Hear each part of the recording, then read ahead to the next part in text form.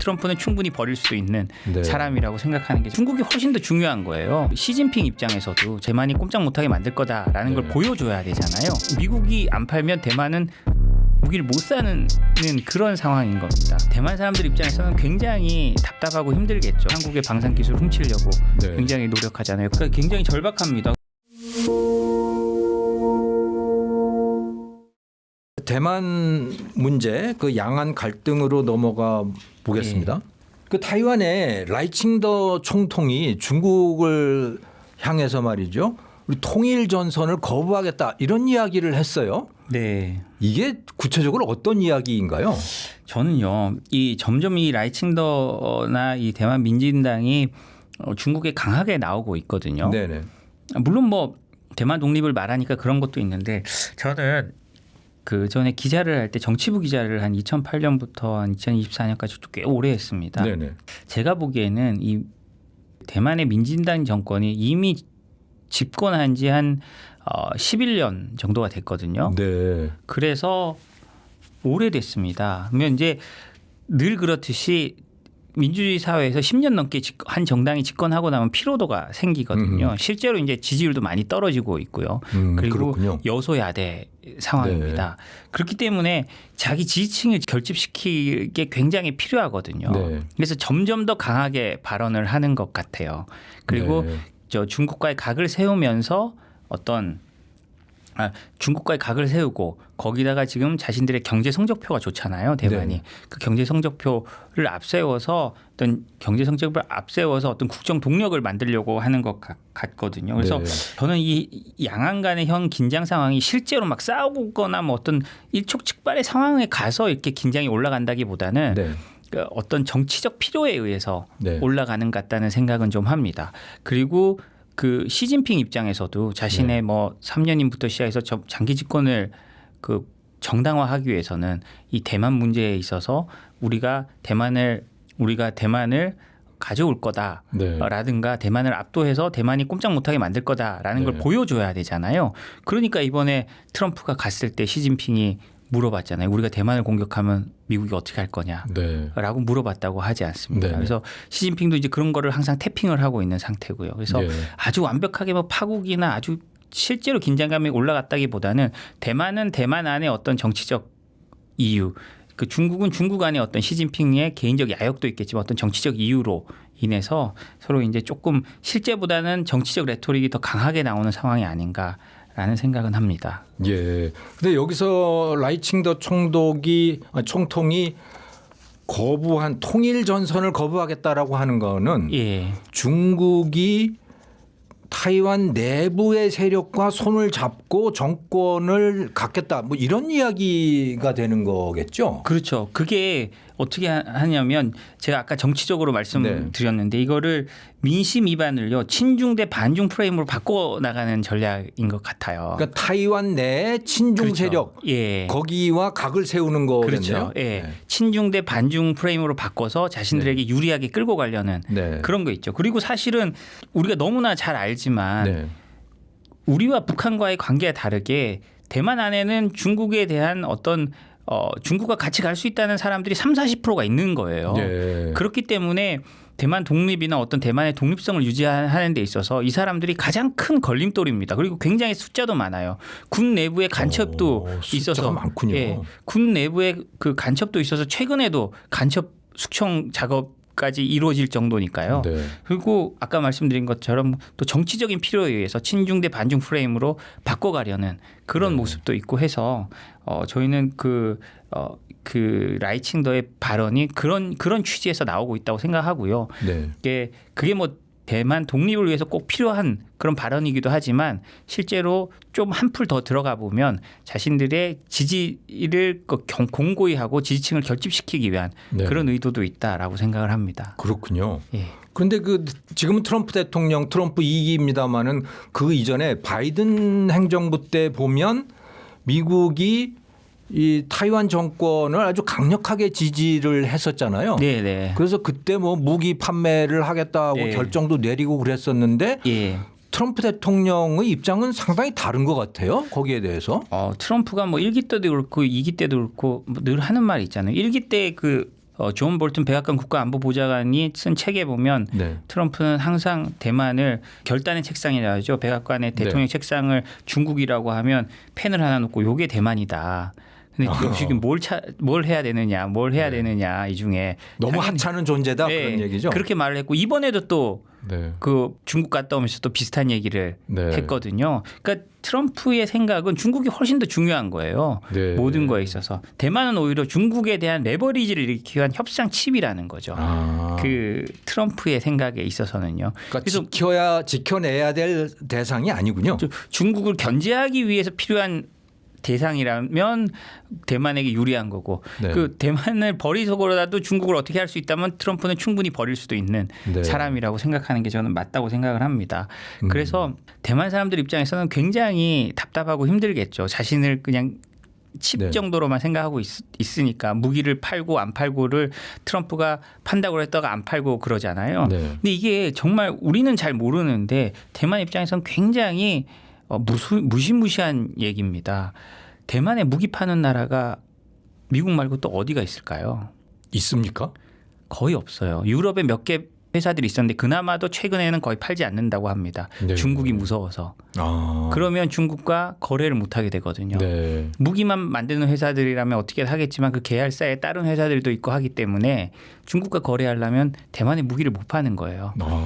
그래서 중국이랑 그 대만이 실제로 무기를 살 수 있는 나라가 몇 개 없어요. 거의 중국, 미국이 안 팔면 대만은 무기를 못 사는 그런 상황인 겁니다. 그러니까 이게 그냥 우리가 한국에서 우리는 뭐 늘 방산을 우리나라에서 만들고 뭘 하고 해서 하지만 대만은 우리보다 훨씬 더 심각하게 지금 그 미국 무기가 안 들어오면 어려운 상황이죠. 예. 대만은 자기들 방산을 자체적으로 키우지 않았어요?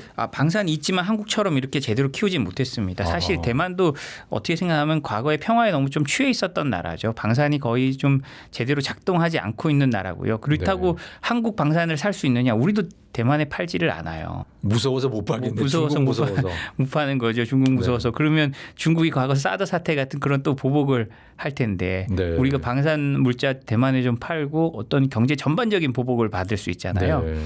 그렇기 때문에 우리도 대만에 팔 수가 없습니다. 그래서 대만은 자체적인 방산 그 산업도 많지 않을 뿐더러 미국에서 무기가 오지 않으면 뭐 또 문제가 되는 거죠. 그래서 대만은 뭐 늘 그렇지만 한국의 방산 기술을 훔치려고 네. 굉장히 노력하잖아요. 과거에도 뭐 훔쳐갔던 잠수함 관련해서 설계도 가져갔다가 뭐 한번 난리가 네. 나고 했던 뭐 그런 적도 네. 있었지 뭐 그런 것도 뭐 있고 하니까요. 예. 그런데 대만은 그러면 미국에서 무기를 못 받으면 굉장히 절박한 상황일 텐데요. 뭔가 무장을 해야 될 거 아닙니까? 그렇죠. 특히 민진당의 입장에서는. 예. 네. 그러니까 굉장히 절박합니다. 그리고 사실은 어디 딴 데 사올 데도 없고 네. 그리고 뭐 포탄이나 뭐 이런 건 본인들이 만들 수 있겠습니다만 최첨단 무기는 못 구하는 거잖아요. 네. 그러니까 결국은 결국은 대만은 미국에 있는 친대만 세력이나 공화당이나 민주당의 의원들한테 로비해서 무기를 사오게 할 수밖에 없는 거고요. 지금까지 보면 트럼프가 말은 이렇게 하지만 결국은 다 줬습니다. 결국은 다 주니까 아마도 이번에도 저는 또 저러는구나. 네. 한 2달 후에 받으면 되겠다. 이렇게 생각하고 있을 수도 있어요. 네. 그렇지만 어찌 됐든 그런 트럼프의 위협이 대만 입장에서는 굉장히 큰 위협이 되고 네. 그리고 특히 대만에 투자한 반도체 회사들이나 이런 회사들한테 대만에 이제 투자를 못하게 되는 네. 그런 상황이 될 수도 있죠. 이거 언제 어떻게 될지 모르니까 그럼 미국에 뭐 지어야 되나 이런 생각을 만들게 할 수 있는 또 동력이 되는 거죠. 네, 그러니까 그렇군요. 예, 그런 면에서 트럼프가 맨날 뭐 대만에 있는 반도체 공장 미국으로 가져온다고 하는데 실제로 미국이 계속 무기 안 팔면 뭐 관세나 이런 거 상관없이 자발적으로 옮길 겁니다. 네. 미국이 계속 무기를 안 팔면요. 그래서 사실은 대만은 굉장히 취약한 상황에 있는 그런 나라라고 볼 수밖에 없죠. 심지어 그런 상황에 무기도 뭐 미국에 많이 의존하고 있는 상황에다 국민들의 항전 의지도 한국보다는 좀 떨어지는 네. 다고 평가를 받고 있으니 더 위험하다고 생각할 수 있겠죠. 이거 어떻게 그 자기 스스로 지킬 수 있는 능력을 기르지 않았을까요? 그것도 참. 그러니까 대만이 뭐 우리가 뭐 이렇게 이번에 AI 파도를 타서 대만의 경제 성장률이 놀랍다고 하지만 한 곳에 몰빵을 하다 보니까 네. 다른 필요한 이 방산 이런 부분이 제대로 안 된 부분이 있는 거죠. 하긴 나라가 작기도 하고 뭐 예. 그런 측면도 있겠죠. 그런데 또 한편으로는 미국이 대만에다가 그렇게 무기를 팔지 안 팔지 아주 불확실한 태도를 보이면서도 또 한편으로는 대만 인근 바다에서 또 일본하고 합동 훈련을 했어요. 거기다가 최신 미사일도 배치했다고 그러고 이건 또 어떻게 해석을 해야 됩니까? 예, 그 미사일이 저는 좀 중요하다고 보는데요. 네. 이 중장거리 미사일이 네. 사실은 가장 이 동북아에서 가장 민감한 부분이거든요. 네. 예를 들자면 지금까지 중국은 미국의 항공모함이 오는 걸 막으려면 어떻게 해야 되냐면 그 미사일을 쏴서 항공모함을 못 오게 만드는 게 중국의 방어 전략이었습니다. 네. 거기에 이제 미국이 제대로 대응하지 못했던 건 러시아와 협정 때문에 자신들이 중장거리 미사일을 많이 만들지를 못하고 있었거든요. 아, 그렇습니까? 예. 그런데 그게 이제 러시아가 트럼프가 뭐 당연히 깼고요. 2019년인가 깼고 이제 그래서 만든 게 이번에 일본에서 훈련하는데 가져왔던 타이폰 시스템이라는 겁니다. 아, 그게 새로 만든 예. 미사일이군요. 미사일이 아니고 어떤 미사일을 운용하는 시스템입니다. 아. 그래서 한 번에 거기서 이제 발사대가 이동하면서 그 토마호크부터 시작해서 SM6까지 막 왔다 갔다 하면 쏠 수 있는 그런 시스템이라고 합니다.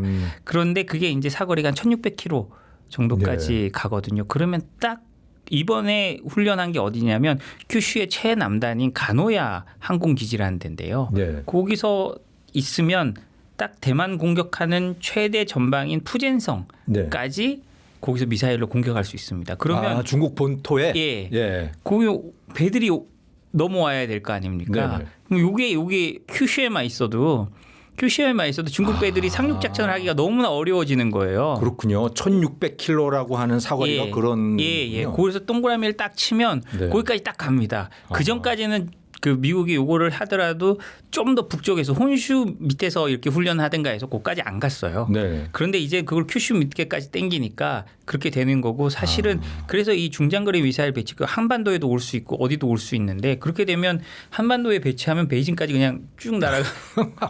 그러네요. 예, 그냥 900km 떨어져 있으니까요.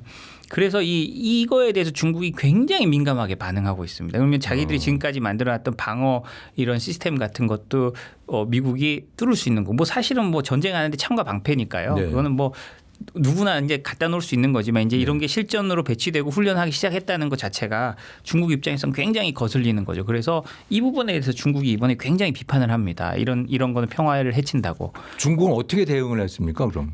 여기에 대해서 중국 외교부가 이런 거는 평화를 해치는 거라고 굉장히 이번에 강경한 어조로 비판을 했습니다. 특히 미사일에 대해서요. 그 뭐 저기 항공모함이 와가지고 훈련하고 이런 것도 있었지만 그 중에서도 이 미사일 이 훈련을 하는 거에 대해서 굉장히 중국이 민감하게 반응을 하고 있습니다. 그 제1 도련선 주변에다가 중국 해군 함정 뭐 100척을 배치했다 뭐 이거 이 현상도 지금 미국의 훈련하고 연관돼 있는 건가요? 그 사실은 이렇게 하니까 미국이 훈련한 것도 있거든요. 아, 그쪽이 먼저였어요? 예. 그러니까 이게 뭐 선후가 있는데 이렇게 하니까 미국이 훈련한 것도 있습니다.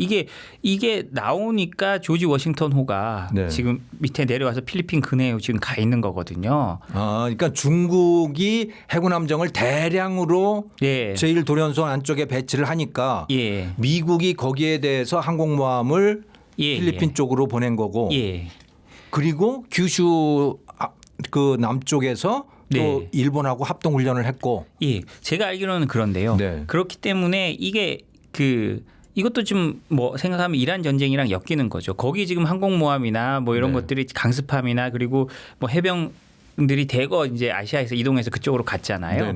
그렇기 때문에 여기 처음에는 그래서 그 서태평양에 처음으로 뭐 항공모함이 한 대도 없다 이런 보도가 나오기도 했습니다. 그래서 이제 조지 워싱턴호가 왔고 처음에는 이제 일본 쪽에 있었는데 또 중국이 이렇게 100척으로 나오고 제1 도련선 쪽에서 훈련도 하고 또 대만 쪽으로도 가서 최근에 또 계속 훈련을 했거든요.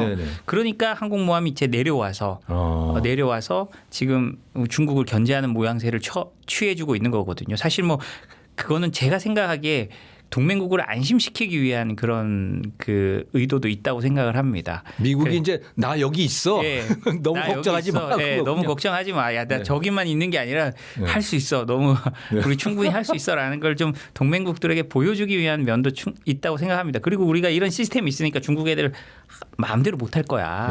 이런 무기 시스템도 있고 하니까 마음대로 못할 거야. 그러니까 좀 나를 믿어봐라는 그 보여주기 동맹국을 네, 오히려 그런 제스처. 달래주기 위한 그런 제스처도 저는 상당히 있다고 생각하고요. 그래서 이게 뭐 어떤 긴장이나 뭐 이렇게 고조 이런 거로도 뭐 해석할 수도 있겠지만 네. 서로 이제 힘을 과시하는 과정에서 네. 이제 중국은 자신들의 힘을 이제 좀 보여줄 때가 됐다라고 네. 판단을 한 거고 미국은 나는 이제 우리는 그래도 이제 동맹국들을 지금 달래줘야겠다라는 네. 그런 의도가 저는 좀 있다고 생각을 합니다. 예.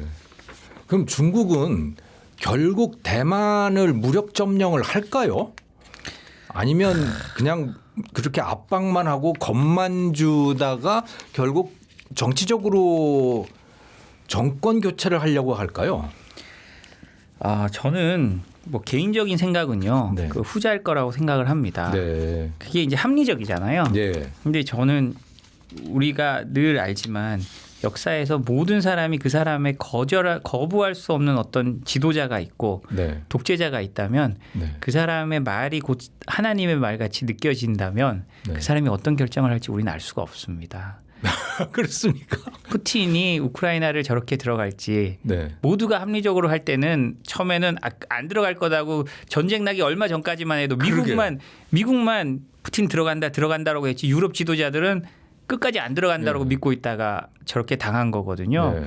합리적으로 생각하면 그럴 이유까지가 없었으니까. 네. 그런데 어떤 모두가 예스맨만 중간에 있는 어떤 지도자가 특히 절대 권력을 가지고 있는 지도자가 있다면 그 사람이 어떻게 생각할지는 알 수가 없다고 생각을 합니다. 그래서 그냥 뭐 히틀러나 뭐 우리 역사적으로 네. 있었던 그런 전쟁들이 또 일어나는 거고요. 그래서 저는 그 합리적으로 생각하면 그럴 가능성이 없다고 생각을 하지만 정말 시진핑이 나는 역사에 남는 뭐 나도 나이도 있고 역사에 남는 중국 지도자가 돼서 네.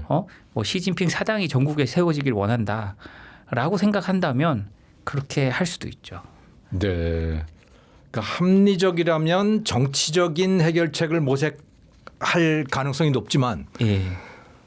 그런데 1인 체제고 전부 예스맨만 다 지금 채워져 있는 상황이기 때문에 어떤 결정을 할지 모른다. 군사적인 모험을 할 가능성도 배제할 수 없다. 그렇죠. 진짜 들어갈 수 있냐고 물었을 때 예스맨들로 된 네. 군부나 이런 데서 이렇게 하면 일주일 안에 해결 네. 가능합니다라고 계속 누군가가 주장하고 그 귀를 잡고 있다고 한다면 네. 지금 우크라이나 전과 같은 것도 생기고 하긴 이란 전쟁도 그렇게 생기고 네. 아무도 트럼프가 이란을 저런 식으로 공격할 거라고는 생각을 못했을 겁니다. 네. 제가 알기로는 그렇게 뭐 한 사람 정말 튀는 몇 사람을 제외하고는 네. 그렇게 예상한 사람은 없었거든요. 예. 왜냐하면 전쟁을 안 한다고 당선된 대통령이기 때문이요. 네. 그렇지만 트럼프가 저렇게 하잖아요.